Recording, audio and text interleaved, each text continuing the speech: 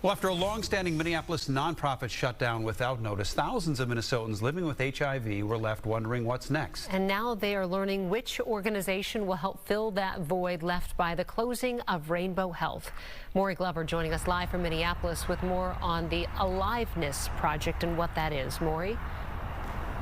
Well, the Aliveness Project is another nonprofit that helps people living with HIV, and it will be expanding some of its services to help some of Rainbow Health's former clients.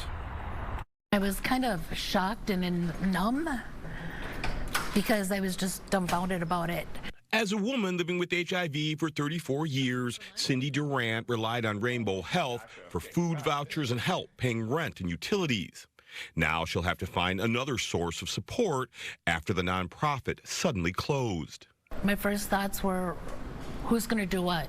What's going to happen now? 2 weeks ago, Rainbow Health announced it would cease operations, leaving thousands of Minnesotans living with HIV up in the air.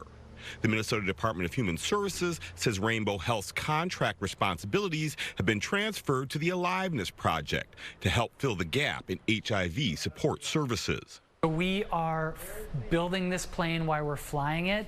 Don't have a playbook on how this should happen. In addition to sending out checks to help 90 former Rainbow clients with rent and utility assistance, the Aliveness Project says its top priorities will be helping about 450 former Rainbow clients manage their medical appointments and transportation, and reestablishing the AIDS line, a resource line that answers community questions about HIV.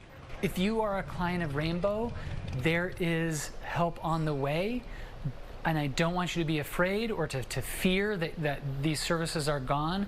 There's a lot of work happening to make sure that the services that you rely on will continue in some shape or form. Durant is just grateful with Rainbow Health gone, she'll have somewhere else to turn for help. It's still really sad that it's happened the way it did. And it's really, really sad that the community wasn't informed that there was anything even going on. Now, the Aliveness Project is just one of the organizations that will be stepping up to help, but exactly how this will all shake out and who will do what remains to be seen. Reporting live in Minneapolis, Maury Glover, Fox 9.